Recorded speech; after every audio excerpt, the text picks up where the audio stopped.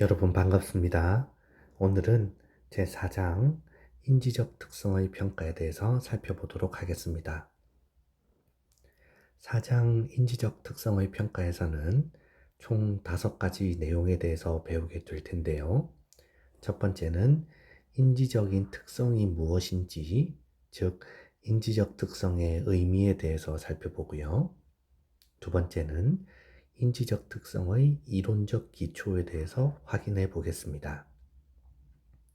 그리고 세 번째가 참 중요한데요. 인지적 특성의 교육 목표 분류에 대해서 살펴보도록 하겠습니다.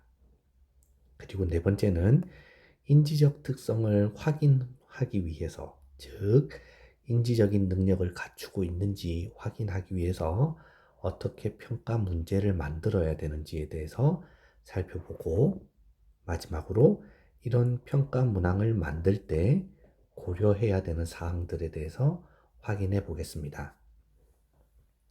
자, 그러면 인지란 무엇일까요? 인지는 쉽게 얘기하면 지식을 깨닫는 겁니다. 지식을 인지하는 것이죠.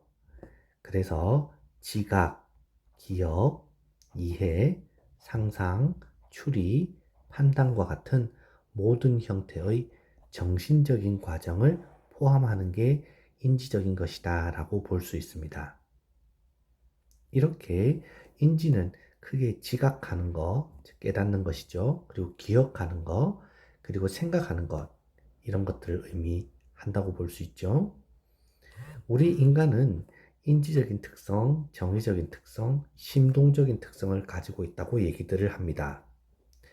여기서 심동적인 것이란 몸을 움직이는 것을 이야기한다고 볼 수 있죠. 그 중에서도 인지적인 특성이라는 것은 지적인 부분, 정신적인 사고의 과정을 나타내는 전형적인 인간의 특성이라고 볼 수 있습니다. 즉, 인간의 지적 능력은 기억이라든지 생각하는 거라든지 또는 문제를 해결하는 것이라든지 창의력과 같은 광범위한 사고 과정, 사고 과정을 포함하는 것이 우리가 인지적인 것이다 라고 표현을 합니다.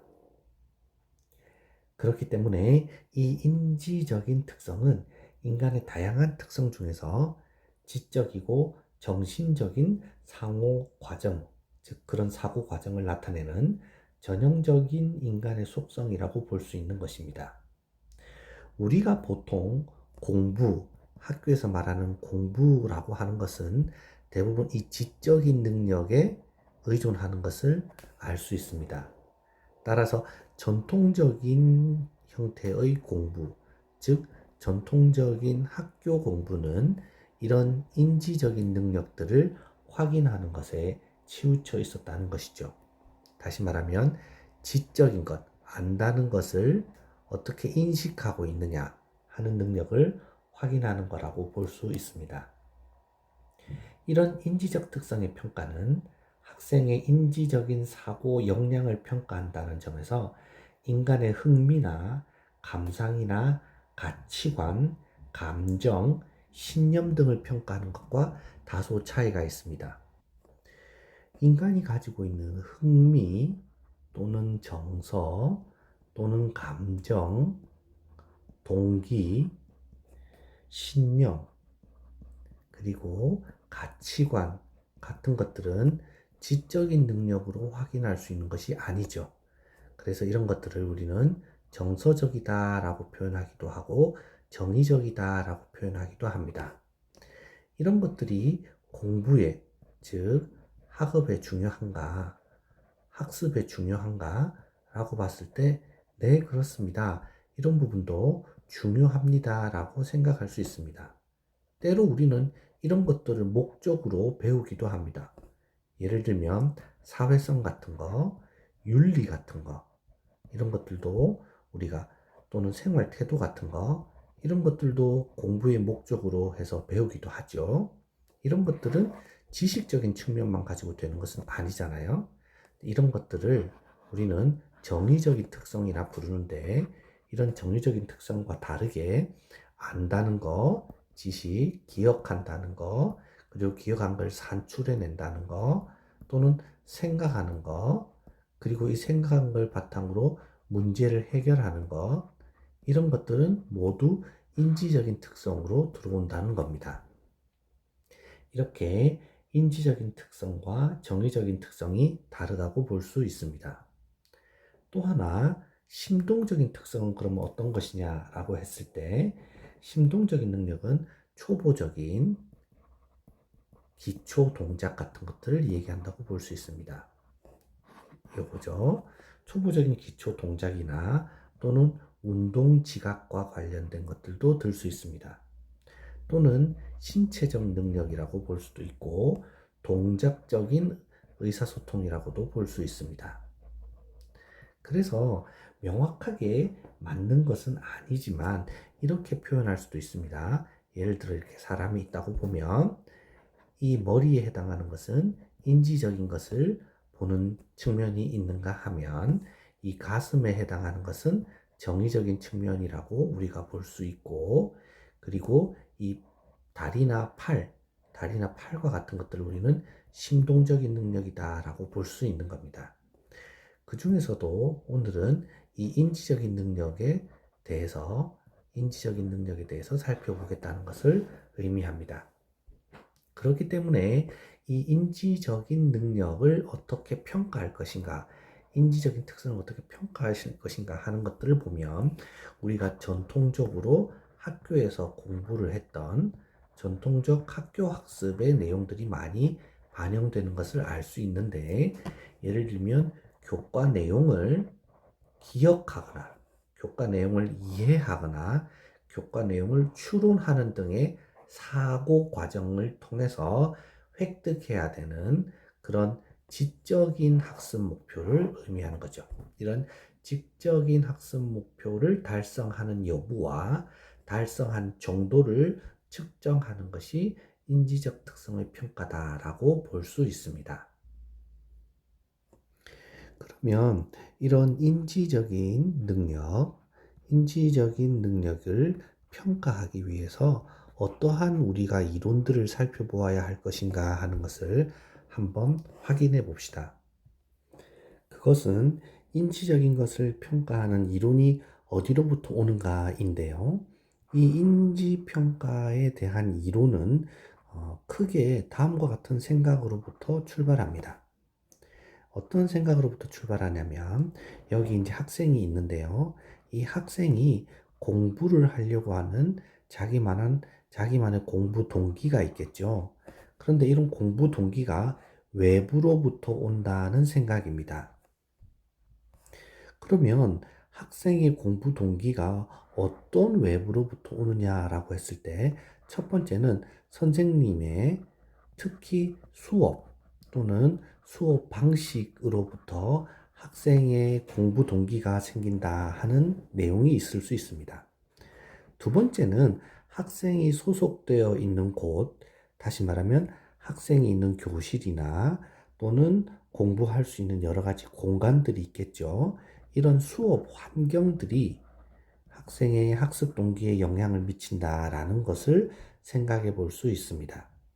그래서 다시 말하면 인지평가 이론은 어떠한 외적인 힘이 학습자의 내적인 동기에 어떤 영향을 미치는가 하는 것들을 검토하면서 학생의 역량과 학생의 자율성에 초점을 둔다고 볼 수 있습니다.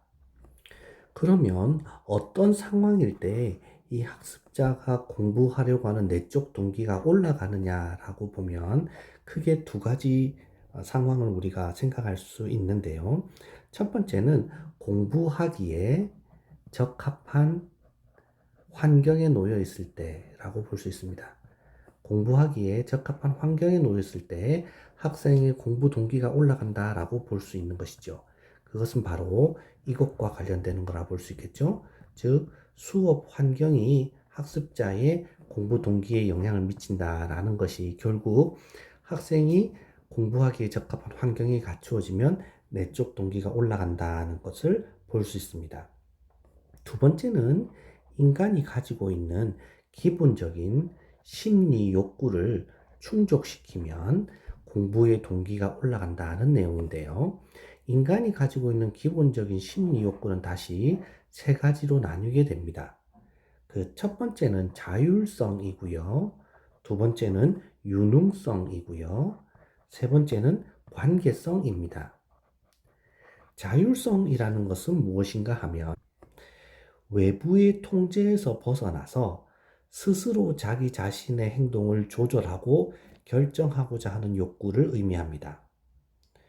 유능성이란 뭐냐면 도전과 숙련의 경험 또는 효능감을 경험하고자 하는 것을 유능성이라고 할 수 있습니다.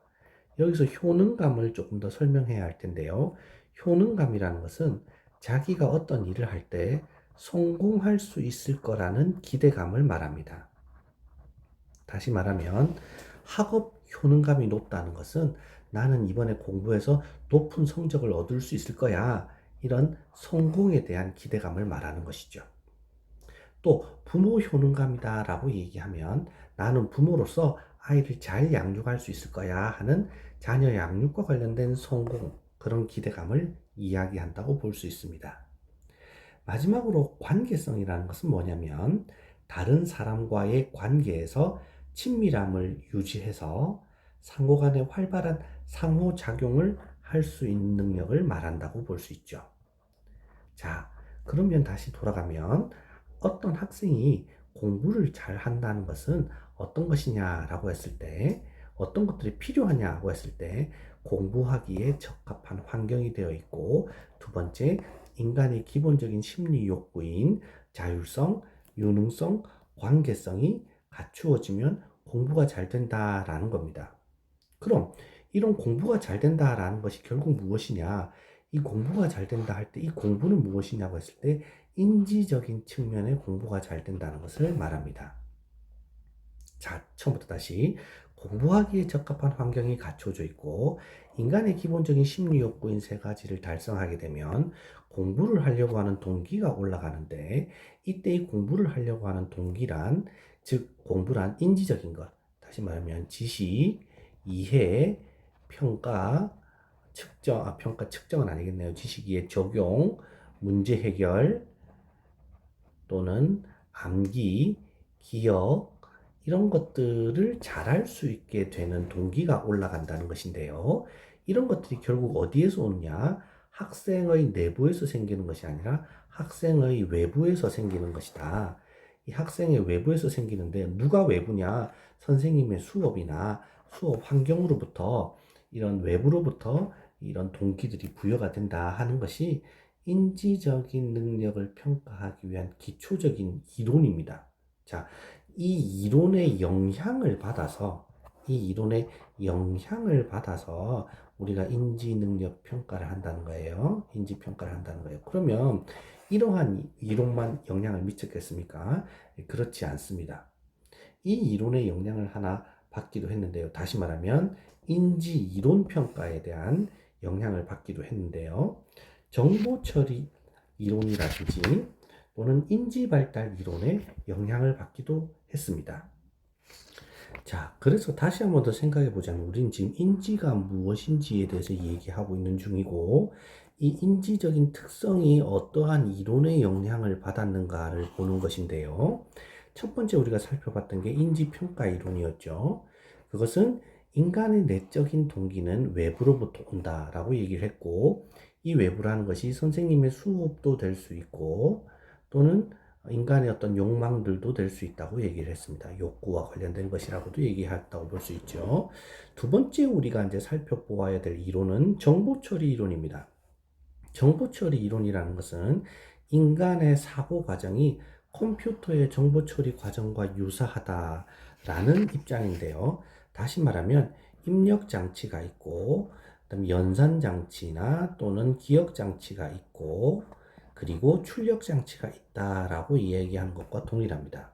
그래서 이 정보 처리 이론은 기억과 많이 관계가 되는데요.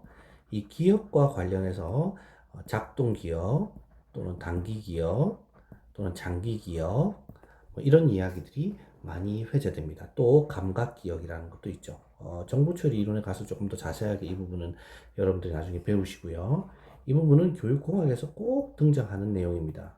그래서 교육공학 시간 때 정보 처리 이론에 대해서 한번 살펴보시고요. 또 하나는 인지 발달 이론이 영향을 미칩니다.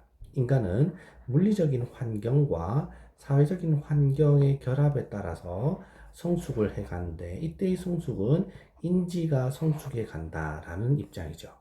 그래서 인지발달 이론의 대표적인 게 피아제의 인지발달 이론이 있고, 그 다음에 비고츠키의 인지발달이 있죠. 이 두 개는 교육 심리에서도 자주 등장하기도 하고 교육공학에서도 자주 등장하는 내용이기도 합니다. 이 세 가지, 즉 인지평가 이론과 정보 처리 이론, 그리고 인지발달 이론, 이 세 가지가 모두 다 인간이 지식을 인식하는 것과 관련된 이론이다 정도만 교육평가에서는 이해하고 계셔도 좋을 것 같습니다.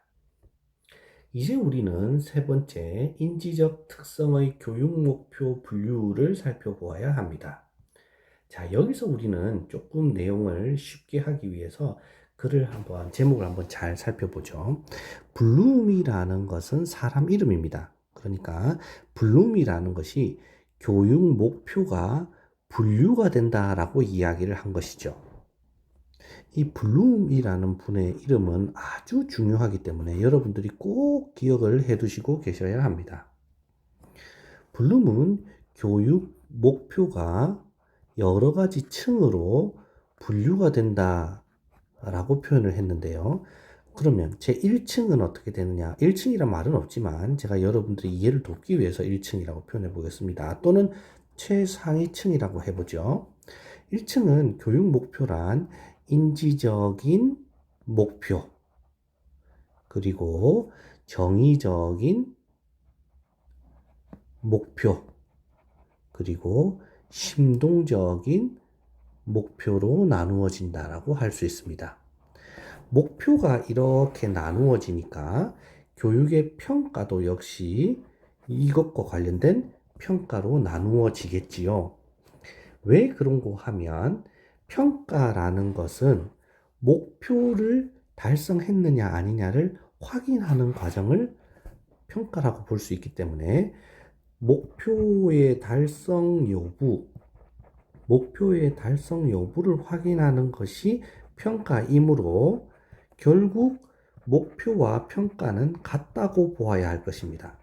예를 들면 이번 시간의 수업 목표가 2 더하기 2는 4임을 안다.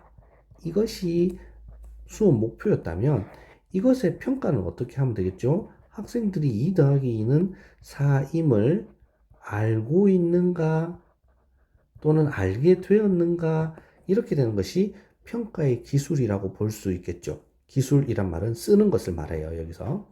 그러므로 평가라는 것은 목표를 반영할 수밖에 없게 되는 겁니다. 따라서 교육 목표를 분류한 교육 목표 분류학은 결국 교육 평가의 분류와도 동일한 의미로 볼 수 있는 것이죠. 그래서 블룸은 최상위 계층에 인지적 목표, 정의적 목표, 심동적 목표가 있다고 이야기를 하였고, 그 중에서도 블룸의 인지적 특성의 목표를 지금 이 시간에 살펴보고 있는 겁니다. 그러면 정의적 목표와 심동적 목표를 확인하기 위한 이 하위의 목표들도 있습니까? 예, 있습니다. 그리고 이 하위의 목표를 확인하기 위한 평가 방법들이 있나요? 예, 있습니다. 있는데 그 중에서도 오늘은 여러 가지 다른 내용들 말고 인지적인 부분의 내용의 목표가 무엇이 있는지, 그리고 그 목표의 달성 여부를 확인하기 위한 평가의 방법은 무엇이 있는지를 살펴보는 것인데요. 블룸은 이런 인지적인 기능을 다음과 같은 6가지로 분류했습니다. 즉, 지식, 이해, 적용, 분석, 종합, 평가, 이렇게 6가지입니다. 이 6가지는 반드시 순서대로 외워야 합니다.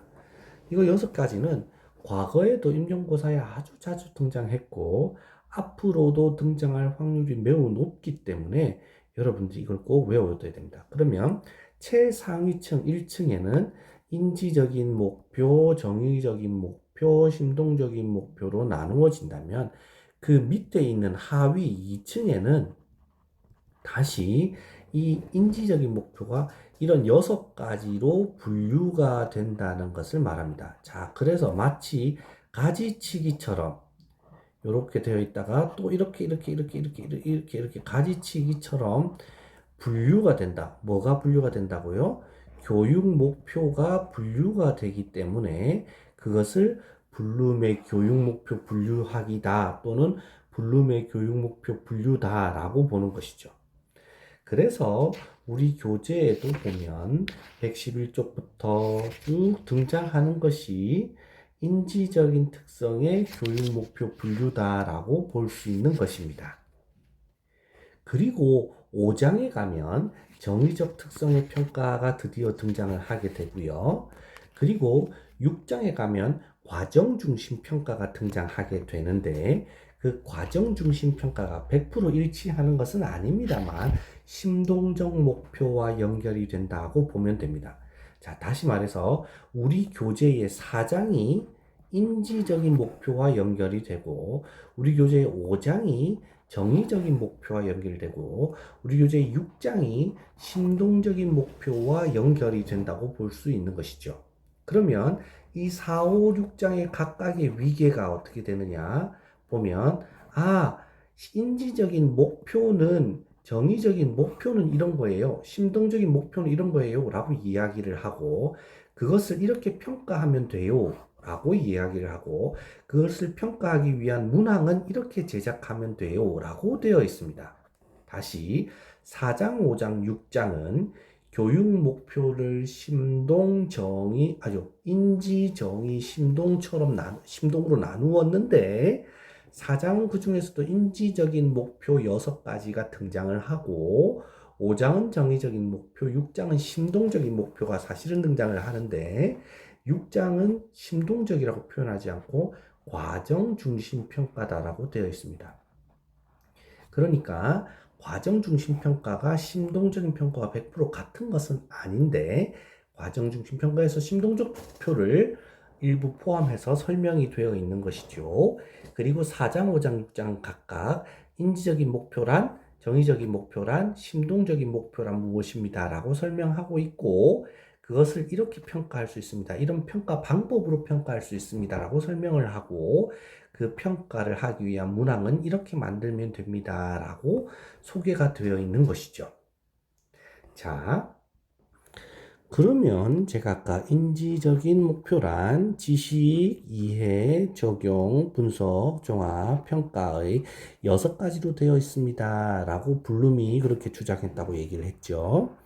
그러면 이것은 또다시 어떤 특징을 가지느냐 하면 지식부터 평가로 갈 때까지는 훨씬 더 평가가 복잡해지고 훨씬 더 고차적인 목표가 되고 고차적인 인식이나 인지가 된다는 것을 의미합니다.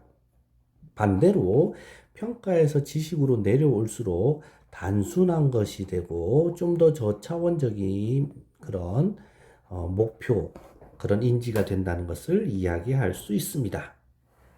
예를 들면 우리 교재에는 뭐라고 나타나 있냐면 지식이라는 것은 가장 낮은 수준의 목표로서 수학 공식이나 사람 이름이나 개념이나 법칙이나 이론 등을 기억하는 행위이다 라고 얘기합니다. 그리고 이해라는 것은 학습 내용의 의미를 파악하는 수준의 목표로 그래프를 해석하거나 작품 속에서 다음에 일어날 사건을 예측하는 행위다라고 볼 수 있습니다. 이것이 즉 지식으로부터 평가로 이르는 이런 과정이 갈수록 복잡해지고 갈수록 고등 정신 능력을 요구한다는 것이 이것의 인지적 목표의 첫 번째 특징이라면 두 번째 특징은 무엇인고 하면 이것이 단계적 또는 위계적으로 되어 있다는 것이 두 번째 특징입니다. 이것은 무엇인가 하면 또는 누가적으로 표현되어 있다 또는 복합적으로 표현되어 있다라고 표현할 수도 있습니다. 이것은 무엇이냐면 지식이 되지 않으면 이해도 안 된다는 겁니다. 또는 지식이 안 되면 이해도 안 되고 이해도 안 되면 적용도 안 된다는 겁니다. 지식은 되는데 이해를 못하면 그것은 적용도 안 된다는 겁니다. 다시 말해서 이 6가지의 순서대로 능력을 발휘하려면 제일 먼저 지식이 갖춰져야 그 뒤에 5가지가 되고요. 지식 이해가 갖춰져야 그 뒤에 4개가 되고요. 지식 이해 적용이 갖춰져야 그 뒤가 된다는 겁니다. 즉 다시 말하면 이 앞단계의 능력이 갖추어져야 뒷단계를 할 수 있지, 이 단계를 뛰어넘을 수 없다는 것을 말합니다. 뛰어넘을 수 없어요. 그래서 이게 단계적이고 위계적이고 누가적이라는 겁니다. 계속 쌓여간다는 뜻이죠. 어떤 사람이 그것에 대한 기억도 못하고 있는데 갑자기 그것을 적용한다? 어떤 것을 분석하고 종합한다? 그것은 있을 수 없는 이야기다라는 것을 말합니다. 따라서 이 6가지 사고 과정은 별개의 순수한 사고 과정이 아니라 점점 쌓여서 더해가는 누가적이면서 복합적이면서 위계적인 성질을 가지고 있는 사고 과정이다라고 보면 되겠습니다. 그래서 어떤 사상에 관한 최소한의 지식을 기억하고 있지 않으면 그 사상과 관련된 개념이나 법칙을 이해할 수 없고, 어떤 사상과 관련한 것들을 종합하려고 하면 그에 따른 최소한의 지식과 함께 그런 사상이나 생각을 이해하고 적용하고 분석하는 능력을 갖추고 있어야 한다는 것입니다. 보통 학교에서는 일반적으로 지식, 이해, 적용, 여기 앞에 3개죠. 지식, 이해, 적용을 묶어가지고 사용하고요. 분석, 종합, 평가를 또다시 묶어서 사용하는 측면이 있습니다. 즉, 이 부분은 난이도가 좀 낮다고 볼 수 있고요. 이 부분은 난이도가 높다고 볼 수 있겠죠. 그렇게 해서 수업을 진행하기도 한다는 것을 볼 수 있습니다. 그러면 이 파워포인트에서 보시는 것처럼 블룸이 인지적인 능력을 지식부터 평가까지 이렇게 되어 있고, 제가 아까 말씀드렸던 것처럼 지식이 가장 단순하고 평가가 가장 복잡하고, 지식이 가장 단순한 정신 능력을 묻는 것이라면 평가는 가장 고등 정신 능력을 묻는 것이다 라는 것을 확인할 수가 있는 것이죠. 그러면 각각 지식부터 평가까지는 무엇인가, 그 뜻은 무엇이고 개념은 무엇인가를 한번 살펴볼 필요가 있겠습니다. 지식이라는 것은 이미 배운 내용을 또는 이미 경험한 것들에 대한 아이디어나 현상에 대해서 그것을 기억하는 것을 의미합니다. 이런 지식에는 어떤 원칙을 가지고 문제를 만들어야 하냐면 학습 상황에서 경험한 수준과 유사한 정확성, 변별성 정도를 유지해야 한다고 합니다. 그리고 문항 장면, 즉 문제가 학생에게 전혀 새로운 것이면 안 되고 배운 내용과 동일하게 유사하게 시험 문제를 출제해야 한다는 것입니다. 이런 지식에는 특수 사상에 대한 지식, 즉 용어나 사실적인 정보, 특징 등이 포함이 되어 있고요. 또 어떠한 규칙, 경향성, 분류나 중거 방법론, 원리, 일반 법칙, 이론 같은 것들을 암기할 수 있는 내용으로 되어 있습니다. 이에 비해 이해는 이미 배운 내용의 의미를 파악하는 것입니다. 얘는 의미를 파악하는 것이죠. 그래서 기억하고 있는 것들을 조합을 해서 그것이 포함하고 있는 의미를 밝히는 것이 이해라고 볼 수 있습니다. 그 의미를 파악하는 능력이 되면 단순히 자료를 기억하는 수준을 넘어서 자료가 다소 변화한다 하여도, 조금 어렵게 얘기하면 자료가 다소 치환이 된다고 하여도 그 안에 있는 의미를 깨닫게 되므로 이해하고 있다라고 볼 수 있고, 그렇게 되면 의미를 이해하고 추론하는 능력이 생기게 됩니다. 그래서 이 이해에는 번역이라든지 해석이라든지 추론과 같은 능력들이 포함이 된다고 볼 수 있죠. 이런 이해에서는 문항 제작을 어떻게 하느냐 하면 학습 상황에서 다루어진 자료와 똑같은 필요는 없죠. 치환이 돼도 된다고 했으니까. 하지만 문항에 사용되는 언어나 상징이나 기호나 복잡성이나 내용 등은 유사하게 제작되는 것이 좋다고 하죠. 또 번역 문항 같은 경우에는 번역할 의사소통 자료 사이의 관계가 필요하고요. 그뿐만이 아니라 자료 사이의 요소들도 포함하고 있어야 된다고 얘기를 합니다. 해석 같은 경우는 전체 자료 속의 요소와 요소 사이의 관계를 알 수 있도록 문제가 구성되어야 하고요. 추론 같은 문제는 번역과 해석을 포함하면서 주어진 자료를 넘어서서 묻는 형식으로 시험 문제가 만들어져야 한다고 얘기를 합니다. 다음으로 우리는 적용에 대해 살펴볼 수 있는데요. 적용은 이미 배운 내용, 즉 개념이나 규칙이나 원리나 이해나 방법 등을 구체적인 새로운 장면에 활용하는 능력을 말합니다. 이 어디에 활용하는 것이냐? 실제 장면에 또는 구체적인 장면에 활용하는 것을 적용이라고 볼 수 있는 것이죠. 여기에는 다시 세 가지가 포함된다고 볼 수 있는데 요소의 분석과 관계의 요소의 분석과 관계의 분석과 그리고 조직 원리를 분석한다는 걸로 볼 수 있습니다. 요소의 분석이란 저자가 의도하는 가치나 관점이 어떤 것인지 죄송합니다. 제가 분석 설명을 했네요. 적용을 설명하다가 갑자기 그죠? 자, 여기에는 여기에는 어떻게 하위 요소들이 포함이 되냐면요.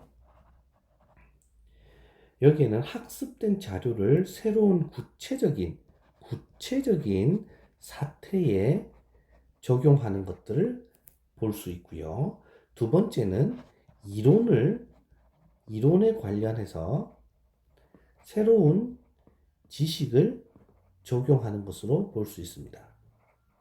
아까 제가 말씀드린 요소의 분석과 관계의 분석과 조직 원리의 분석은 분석에 들어가죠. 예, 제가 잠시 헷갈렸습니다. 적용이라는 것은 자기가 배운 내용, 즉 자기가 알고 있는 내용, 기억하고 있는 내용 또는 이해하고 있는 내용을 그래서 구체적인 장면이나 새로운 장면을 활용하는 것이기 때문에 그것을 새로운 지식을 만들어내거나 또는 새로운데 적용해서 문제를 해결하는 것이라고 볼 수 있습니다. 그래서 이런 문항 같은 경우는 문제 사태가 새롭고 독창적이어야 되기 때문에 교과서 밖에서 넓게 구하는 것이 좋습니다. 또 문항이 가상적인 상태로 제시되거나 학생들이 아직 접해보지 못한 자료를 대상으로 하거나 학생이 이미 접해보았지만 전혀 새로운 측면에서 묻는 것이어야 됩니다.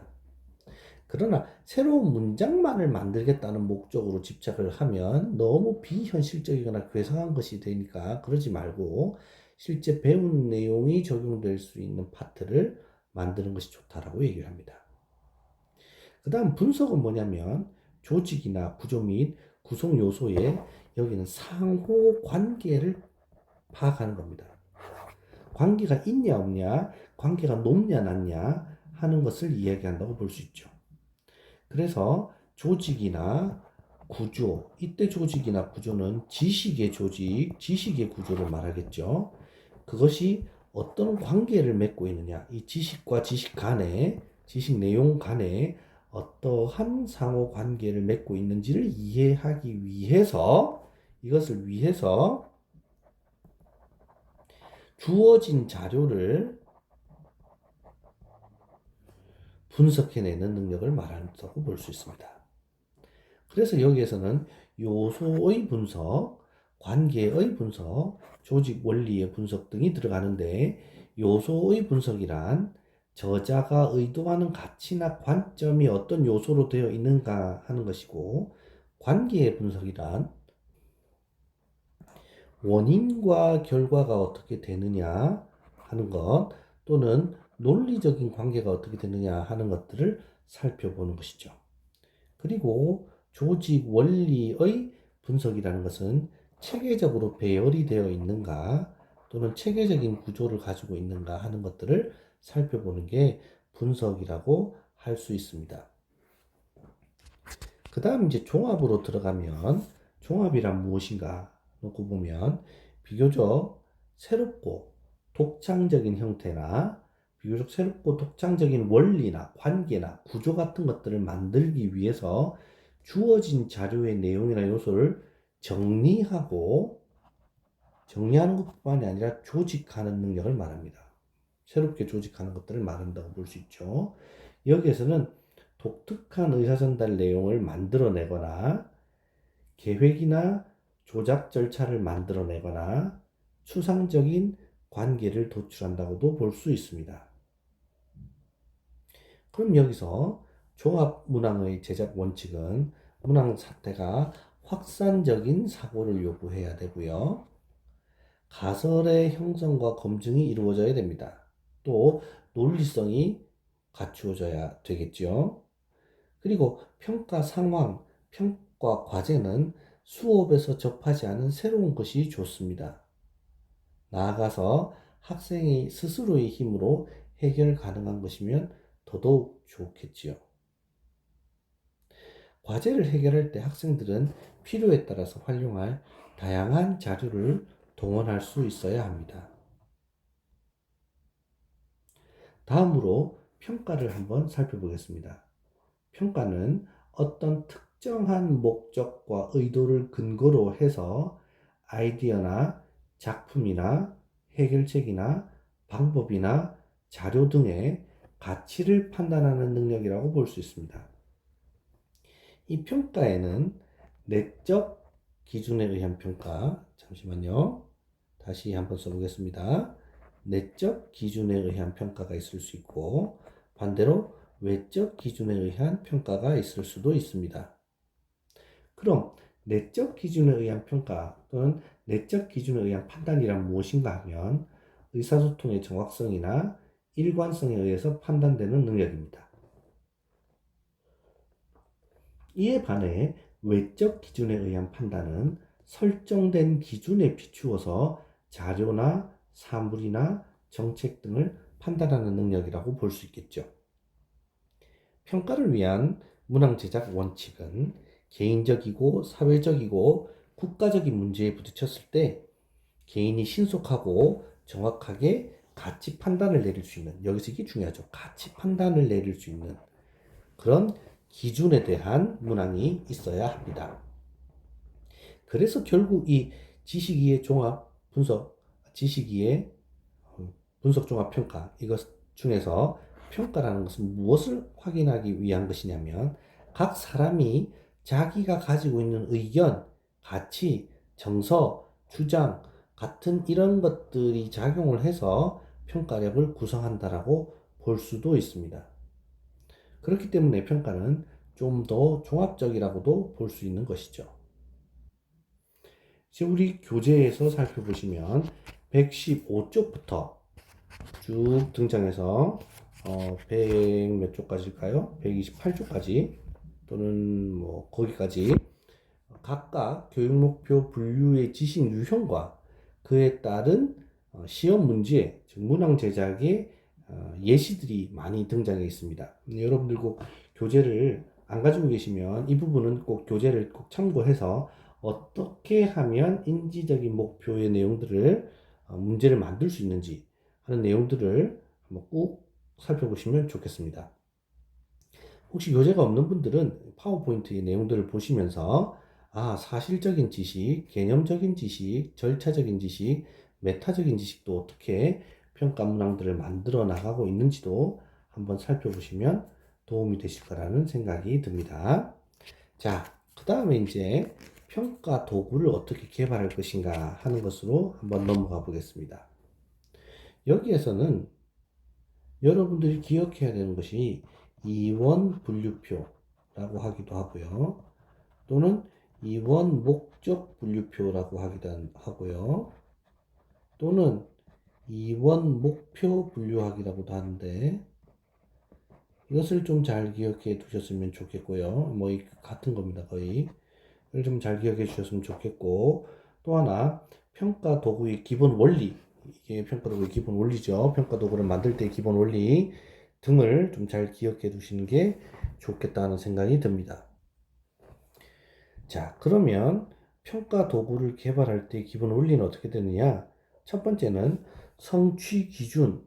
네, 이거 꼭 여러분들 이때 단어 알아야 됩니다. 성취 기준, 그 다음에 성취 내용.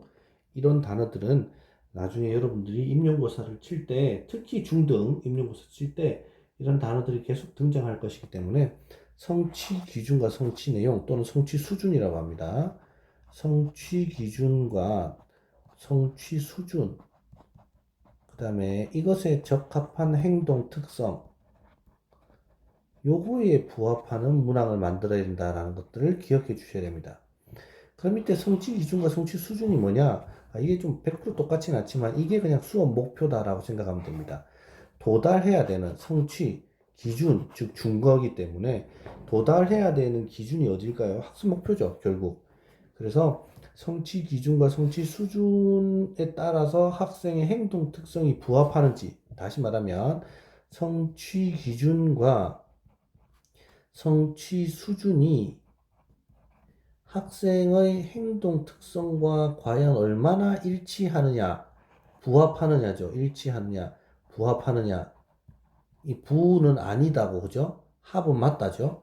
그 어떻게 이게 내가 기준을, 목표를 제시했는데, 이 목표 제시가 학생들의 행동 특성과 얼마나 일치하느냐, 달성했느냐 하는 것들 제일 먼저 등장하잖아요. 그죠? 그러니까 이게 아까 앞서 제가 설명한 것처럼 평가는 목표를 반영한다.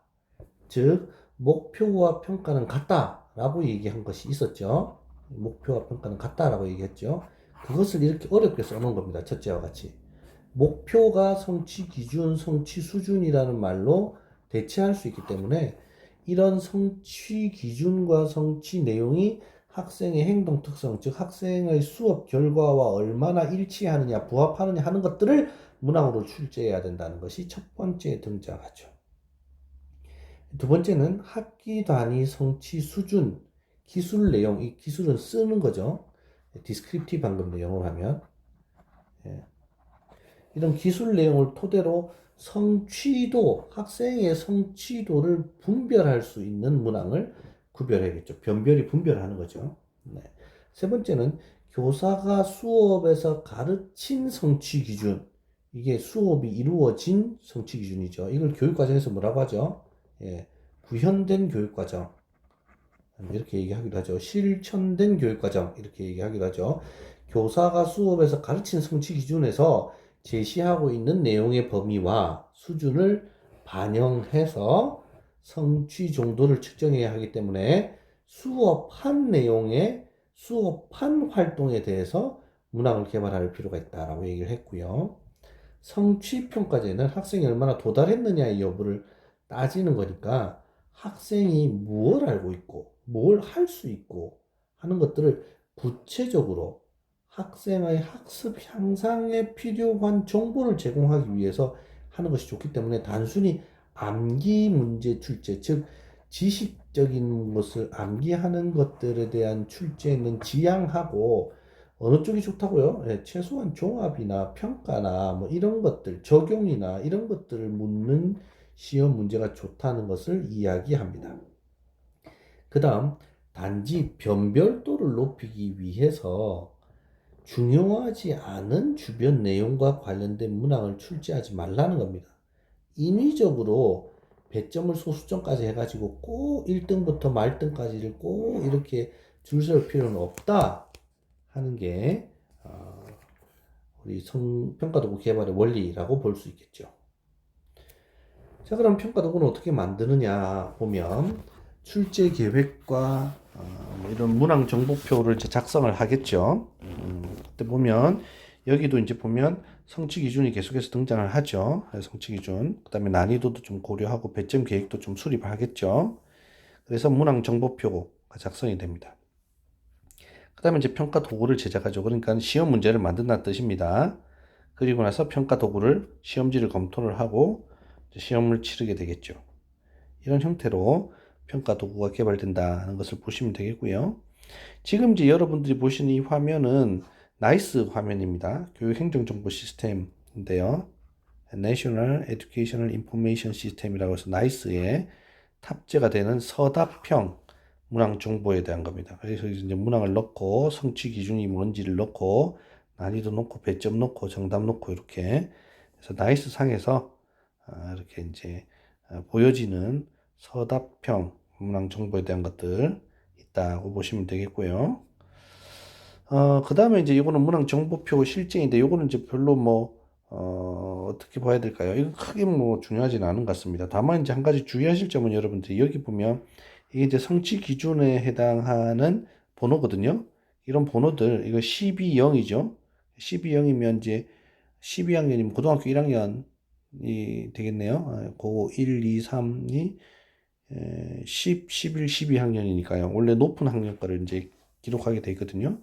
고등학교의 영어 과목에 해당하는 이런 넘버들이 이렇게 성취 기준 넘버들이 있다는 정도만 알아두시고요. 앞에 봤던 거하고 뭐 대동소이하죠. 난이도 나오고 배점 나오고 정답 나오고 그죠?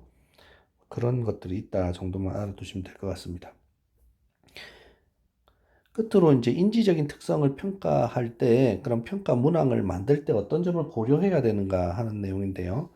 교육 목표와 내용이 무엇인지 정확하게 알아야 되겠죠. 아까도 계속해서 반복해서 말씀드립니다만 평가는 목표를 반영하는 것이니까요.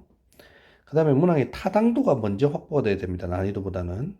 난이도나 또는 뭐 변별도 이런 것보다 타당도가 높아야 되겠죠. 그리고 이제 그러기 위해서 수험자, 즉 시험 치는 학생의 독해력, 어휘 수준 등을 고려해야 될 겁니다. 또 문항의 유형에 따라서 이게 서답형이냐 서술형이냐 또 어떤 형태나 어떤 목적을 가지고 시험을 치르느냐에 따라서 그 문항 유형에 따른 특징이나 장단점이나 복잡성이나 이런 것들을 고려해야 될 거고요. 시험이라는 것이 결국 학생의 학습 정도, 학업 성취도를 평가하고 결국 학생의 학력을 높여주기 위한 목적으로 치르는 것인데 오히려 시험을 위한 시험이 출제가 되어가지고 학생들에게 시험이라는 것에 대한 아주 스트레스, 부정적인 영향 같은 것들을 심어주면 안 된다는 것을 말하죠. 또 이제 지문을 선택할 때 특정 집단에게 유리한 소재나 제재나 내용 등은 배제하는 것이 합당하겠죠. 여기까지 아주 좀 빠른 속도로 우리가 살펴보았는데요. 결국 이제 인지적인 부분들을 어떻게 평가할 것이고, 인지적인 부분이 어떻게 구성되어 있는가 하는 내용들을 좀 살펴보았습니다. 여기까지 이제 인지적 특성의 평가에 대해서 살펴봤고요. 다음 주에는 정의적인 능력의 평가도 한번 살펴보도록 하겠습니다. 수고하셨습니다.